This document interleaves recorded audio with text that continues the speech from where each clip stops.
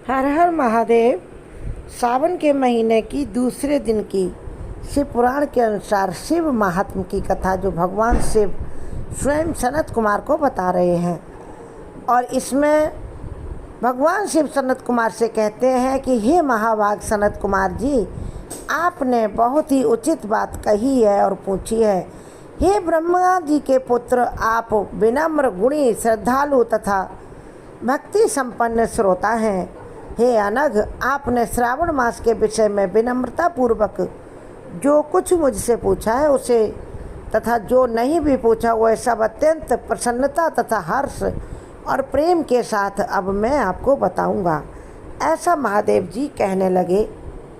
सनत कुमार जी से द्वेष न करने वाला सबका प्रिय होता है और आप उसी प्रकार के विनम्र भक्त हैं, क्योंकि मैंने आपके अभिमानी पिता ब्रह्मा का 5वां मस्तक काट दिया था, तो भी आप उस द्वेष भाव का त्याग कर मेरी शरण को प्राप्त हुए हैं और मेरी शरण में आकर कुछ प्रश्नों का उत्तर जानना चाहते हैं।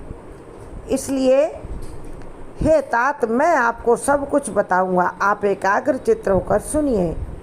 इस प्रकार महादेव जी सनत कुमार जी से कहते हैं। आगे की कथा सुनने से पहले महादेव के सभी भक्त एक बात ध्यान दें, महादेव के चरणों में चैनल सब्सक्राइब करके लाइक शेयर समर्पित करें, हर हर महादेव लिखें और कथा को बीच में ना छोड़ें। यदि आप छोड़कर जाना चाहते हो तो अभी जा सकते हैं, और यदि सुने तो पूरी सुने। महादेव कहते हैं सनत कुमार जी से कि एकाग्रचित्त होकर इस कथा को पूरा सुनिए, बिल्कुल मन न भटकाइए। आगे महादेव कह रहे हैं सनत कुमार से, हे योगियों, मनुष्य को चाहिए कि श्रावण मास में नियम पूर्वक नक्त व्रत करे और पूरे महीने भर प्रतिदिन रुद्राभिषेक अपनी क्षमता और श्रद्धा के अनुसार करे। अपनी प्रत्येक प्रिय वस्तु का इस मास में त्याग कर देना चाहिए। यदि अन्य कोई सामग्री नहीं हो तो जलाभिषेक ही प्रतिदिन करना चाहिए। फूलों, फलों, दांतों, तुलसी की मंदिर तथा तुलसी दल और बिल्व पत्रों से शिवलिंग की लक्ष्य पूजा करनी चाहिए। 1 करोड़ शिवलिंग बनाना चाहिए। पूरे महीने में ब्राह्मणों को भोजन कराना चाहिए। महीने भर धारण पारण व्रत अथवा उपवास करना चाहिए। इस महीने में मेरे लिए यानी मुझे शिव के लिए प्रीति कर पंचामृत अभिषेक करना चाहिए। पंचामृत अभिषेक जो दूध, दही, घी, शहद, गंगा जल और शक्कर से मिलाकर बनाते हैं। इस महीने में मेरे लिए अत्यंत प्रीत कर पंचामृत अभिषेक हमारे भक्तों को करना चाहिए। हे सनत कुमार जी, इस महीने में जो जो शुभ कर्म किया जाता है वह अनंत फल देने वाला होता है। इसलिए हे ऋषियों, इस महीने में भूमि पर सोए, ब्रह्मचारी रहे और सत्य वचन बोले। इस महीने को बिना व्रत के कभी व्यतीत नहीं करना चाहिए। ज़्यादा नहीं रह सकते व्रत तो सोमवार का व्रत अवश्य रखना चाहिए। श्रावण मास की त्रयोदशी का भी व्रत रखना चाहिए और प्रदोष का व्रत रखना चाहिए। फलाहार अथवा हविष्यान्न ग्रहण करना चाहिए। पत्ते पर भोजन करना चाहिए। व्रत करने वाले को चाहिए कि इस महीने में हरी शाक सब्जियों का पूर्ण रूप से परित्याग कर दे। हे ऋषि श्रेष्ठ, इस मास में भक्ति युक्त होकर मनुष्य को किसी न किसी व्रत को अवश्य करना चाहिए, ऐसा वेद निर्देश देते हैं। और सदाचार परायण रहना चाहिए। भूमि पर शयन करने वाला, प्रातः ब्रह्म मुहूर्त में उठकर स्नान करने वाला और जितेंद्रिय होकर मनुष्य को एकाग्र किए गए मन से प्रतिदिन मेरी पूजा करनी चाहिए। हे ऋषियों, इस महीने में किया गया पुरस्चरण निश्चित रूप से मंत्रों की सिद्धि करने वाला होता है। पुरस्चरण यानी कम से कम 24 माला मंत्र करना चाहिए प्रतिदिन, तब एक पुरस्चरण होता है। और इस मास में हमारे षडाक्षर मंत्र यानी ओम नमः शिवाय का जप अथवा शिव गायत्री मंत्र का जप करना चाहिए। और हमारे शिवालय में जाकर शिवलिंग की प्रदक्षिणा करनी चाहिए, नमस्कार करना चाहिए तथा वेद पारायण होकर वेदों का पाठ करना चाहिए तथा रामचरित का पाठ करना चाहिए। पुरुष सूक्त का पाठ अधिक फल देने वाला होता है। इस महीने में किया गया ग्रह यज्ञ कोटि होम, घर में छोटा सा भी यज्ञ आप कुछ आहुतियों को करते हैं तो कोटि होम, लक्ष्य होम अथवा अयुत होम शीघ्र ही फलीभूत होता है और अभीष्ट फल देने वाला होता है। हे सनत कुमार, जो मनुष्य इस महीने में एक भी दिन व्रतहीन व्यतीत करता हुआ महाप्रलय पर्यंत घोर नरक में वास करता है। यह मास मुझे जितना प्रिय है उतना कोई अधिक महीना प्रिय नहीं है। यह महीना श्रावण का सकाम व्यक्ति को अभीष्ट फल देने वाला, धर्म अर्थ काम मोक्ष चारों पुरुषार्थ प्रदान करता और निष्काम व्यक्ति को मोक्ष प्रदान करने वाला है। हे सत्तम, हे ऋषिवर, इस मास के जो व्रत तथा धर्म हैं उन्हें मुझसे सुनिए। रविवार को सूर्य व्रत तथा सोमवार को मेरी पूजा व नक्त भोजन करना चाहिए। श्रावण मास के पहले सोमवार से आरंभ करके 3.5 महीने का रोटक नामक व्रत किया जाता है। यह व्रत सभी वांछित फल देने वाला होता है। मंगलवार को मंगला गौरी व्रत का विधान है।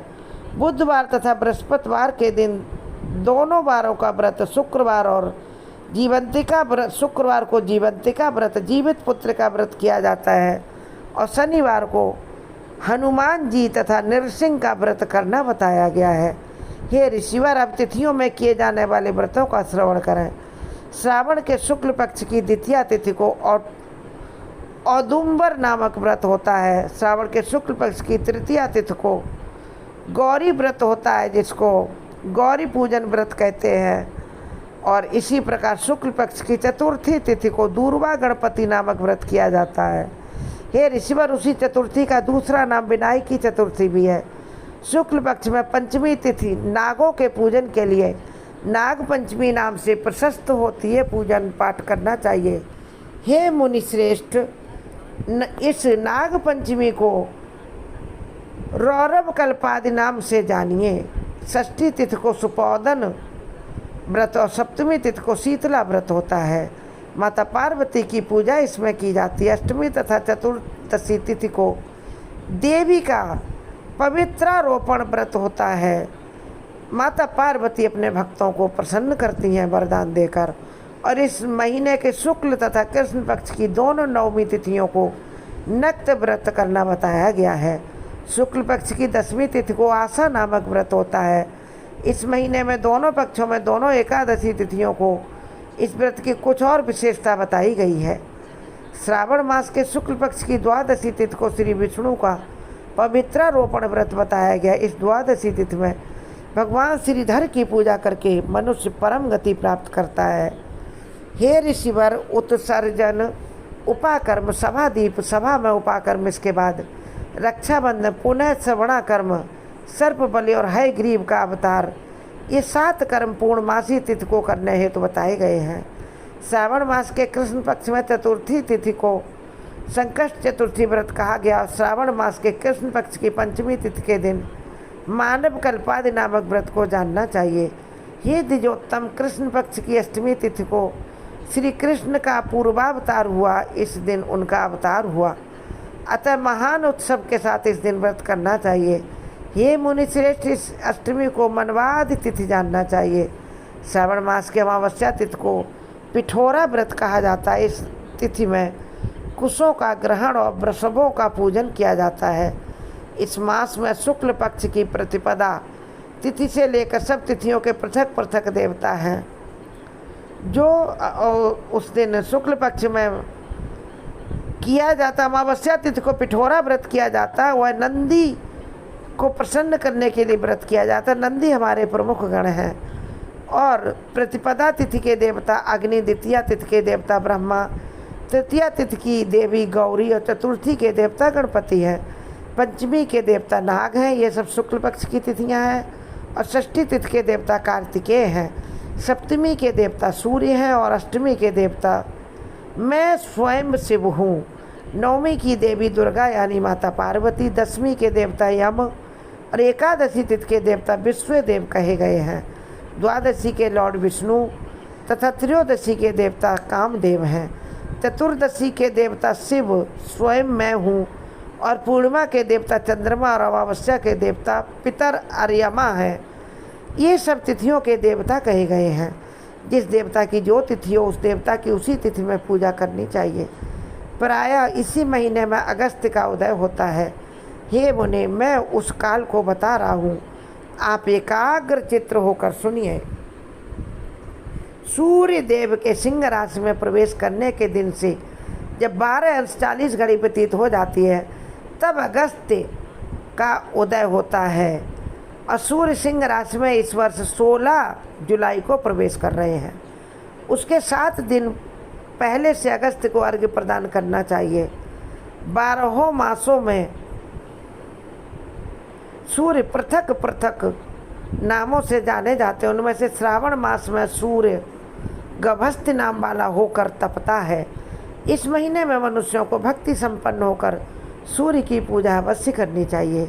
हे सत्तम, हे मुनीश्वर, 4 महीनों में जो वस्तुएं वर्जित हैं उन्हें सुनिए। श्रावण मास में हरी शाक सब्जियां नहीं खाना चाहिए तथा भाद्र मास में दही का त्याग कर देना चाहिए। इसी प्रकार आश्विनी में दूध तथा कार्तिक में दाल का परित्याग कर देना चाहिए। यदि इन महीनों में इन वस्तुओं का त्याग नहीं कर सके तो केवल श्रावण मास में युक्त वस्तुओं का त्याग करने से मानव उसी फल को प्राप्त कर लेता है।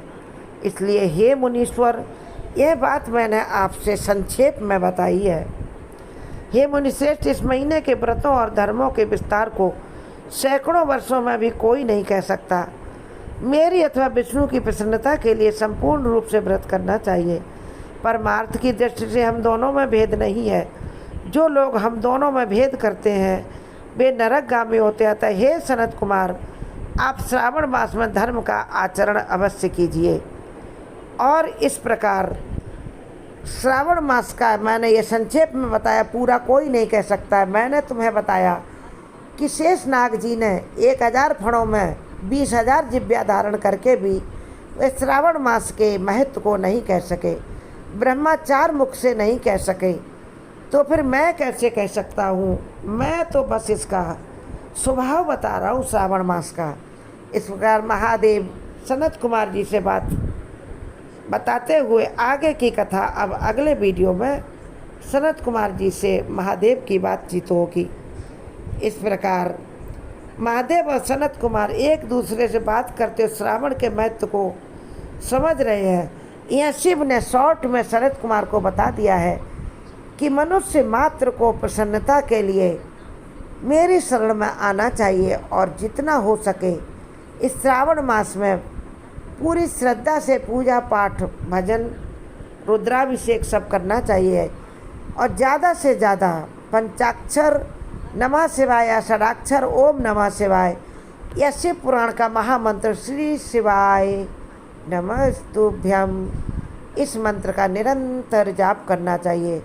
जो व्यक्ति एक माला भी षडाक्षर मंत्र ओम नमः शिवाय या श्री शिवाय नमस्तुभ्यम का प्रतिदिन जाप करता है वह धर्म अर्थ काम मोक्ष प्राप्त करते हुए अंत में हमारे लोक में प्रवेश करता है और मेरी कृपा को प्राप्त करता तथा माता गौरी के दुलार को प्राप्त करता है।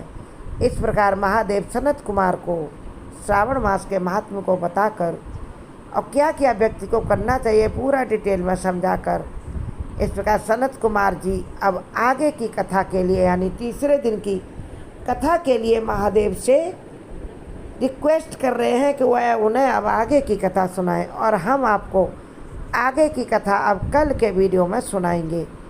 क्योंकि आज ही मैंने फर्स्ट डे की कथा डाली, आज ही सेकंड डे की डाल रही हूँ। सेकंड डे की कथा भी आज आप सुन सकते हैं, कल मैं थर्ड डे की कथा अवश्य डालूँगी। सभी शिव भक्तों से आग्रह है कि हर हर महादेव कमेंट बॉक्स में लिखें, चैनल सब्सक्राइब करें और मेरी देवों के देव महादेव से आप सब की तरफ से प्रार्थना कि हे महादेव, जिसने भी ये कथा संपूर्ण रूप से सुनी हो और कुछ भी नियम समझा हो उसके घर पर आप संपूर्ण कृपा करना और अपनी कृपा प्रदान करते रहना। हर हर महादेव शंभू।